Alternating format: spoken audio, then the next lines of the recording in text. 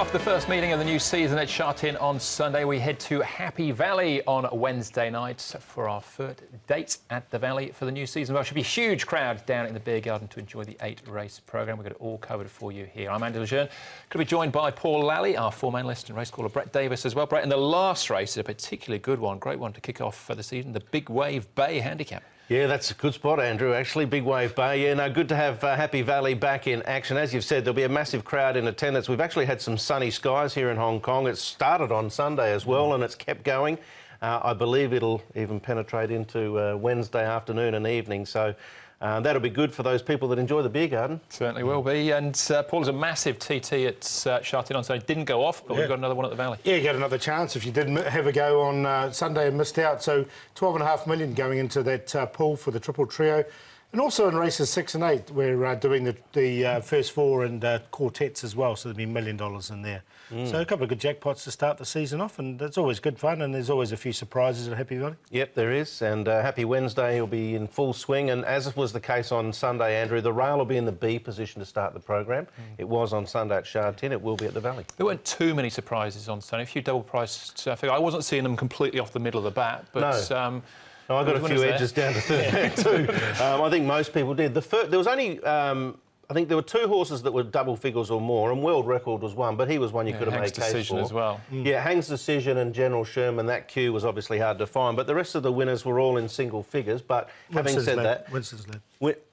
What price was Winston? He came in from 14s into about 12s, I think. Oh, OK, so... Yeah. But most of them, as you say, were findable, but they were in packs of 5 or 6. Yeah. All right, well, we can look back on Sunday's programme. In actual fact, the feature race was the HKSAR Chief Executives Cup.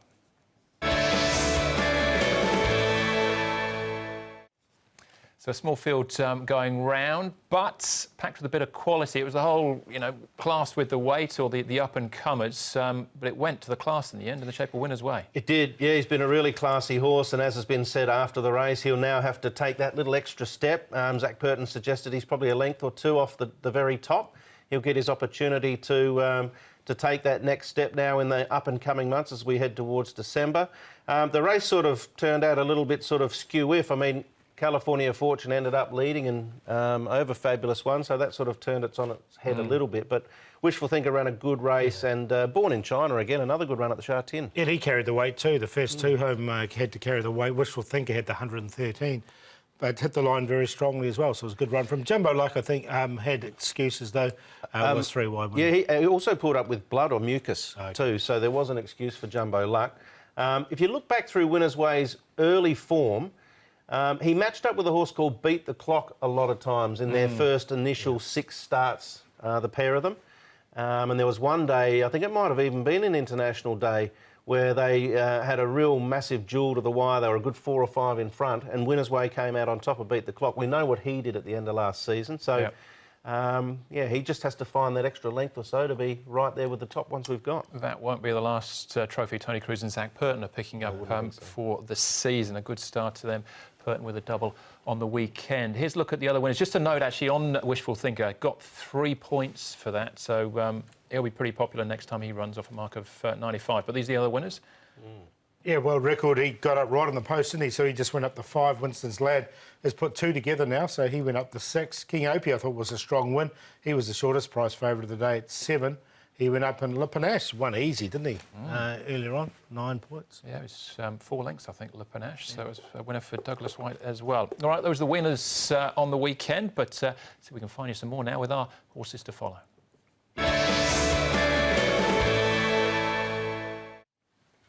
Couple of first starters on Sunday, Paul, and one of them stood out for you? Yeah, it did. I quite liked the run of this. So one of those horses you're not sure about because he's come from Brazil with Group 1 form, and we saw Salto Olympico come. It took a while to acclimatise. This one obviously hasn't taken that much time.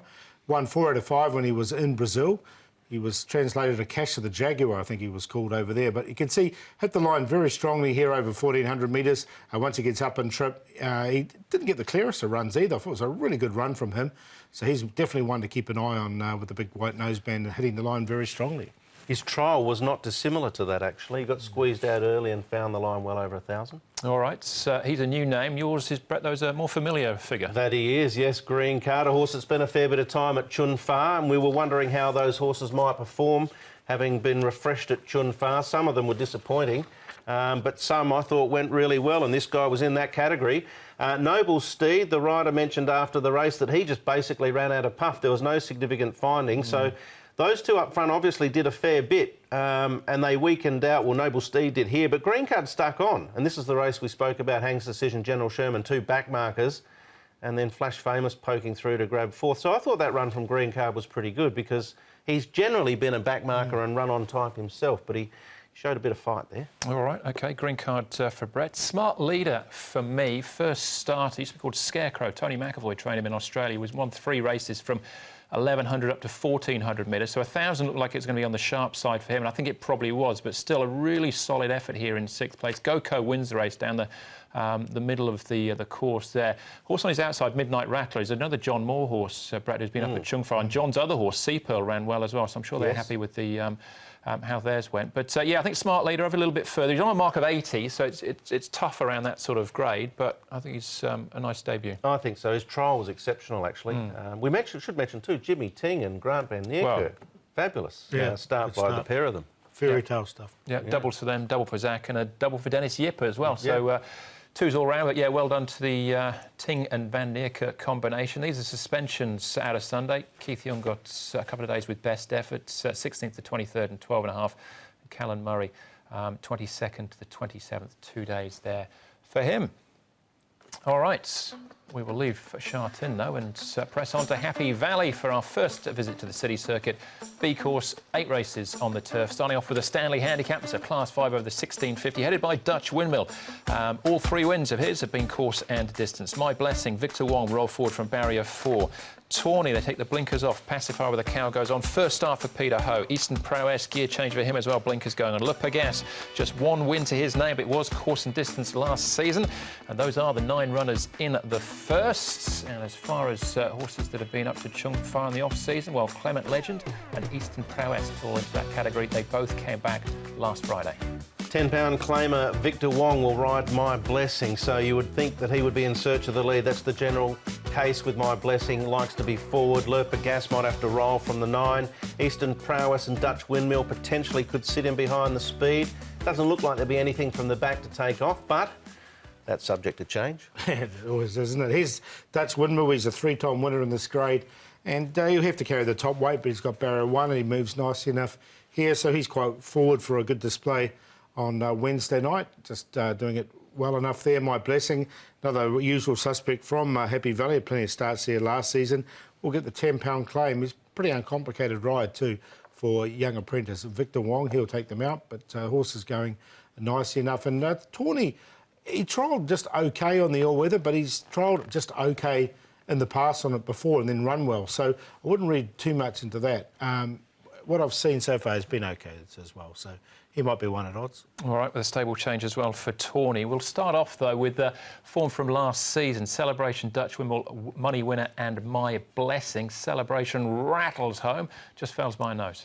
Yeah, he does. I thought Dutch Windmill ran well also. Let's Go Free goes on to win the race, but Grant Van Nierkerk was able to bookend the program at Sha Tin. He'll be riding Celebration here in his first ride at Happy Valley, and obviously we know Happy Valley is a completely different course to Sha Tin, so we wish him all the best in his endeavours, and it's Class 5 company as well. I think you can make a case for quite a few in that replay. Yeah, I thought Money Winner ran quite well on that, and he seems to have had plenty of work since as well. All right, OK. Me Blanco, we can have a look at here.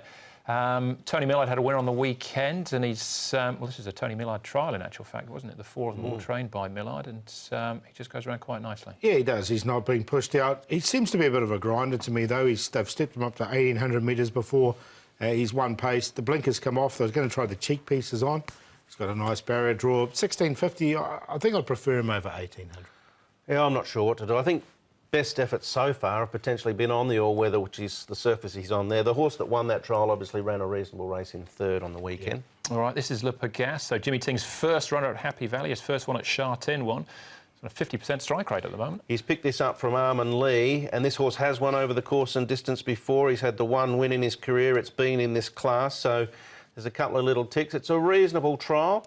The barrier's awkward, gate 9. He might have to press forward as we looked in that speed map, but anything's capable from Jimmy by the looks of it. Yeah, he's had a great start. I should say. Yeah, he's had a great start, isn't he? I left him out because of the draw. I just thought he might have to work a bit. All right, OK. It's a tricky sort of start. Celebration's our current favourite, though. Yeah, I've got him in for 4th, but I'm going to go with Money Winner.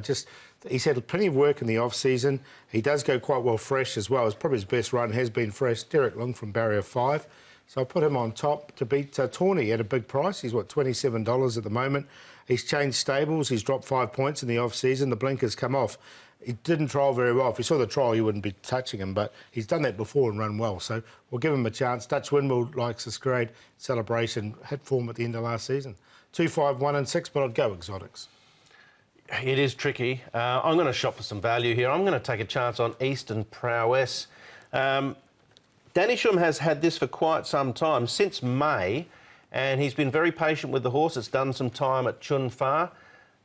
So I didn't mind the trial, actually, that it put in. It was against Sea Pearl, that horse you mentioned before, Andrew, that ran well on the weekend, and also against Lucky Storm, who I thought ran OK, all considered. So Eastern Prowess, just going to take a little chance with him. He is a winner over the course and distance in the past and in the class. And he'll be valued. Dutch Windmill, I think, is probably the hardest to beat with Celebration and My Blessing. 8, 1, 6 and 3, but happy to play a little value runner in the first. Yeah, I thought it was tricky, 9 runners. We've got most of the field covered, actually, between our selections there. I ended up with Dutch Windmill on top, but that's the first of the Class 5s. There's 2 Class 5s on the programme, in actual fact. The second is race 2.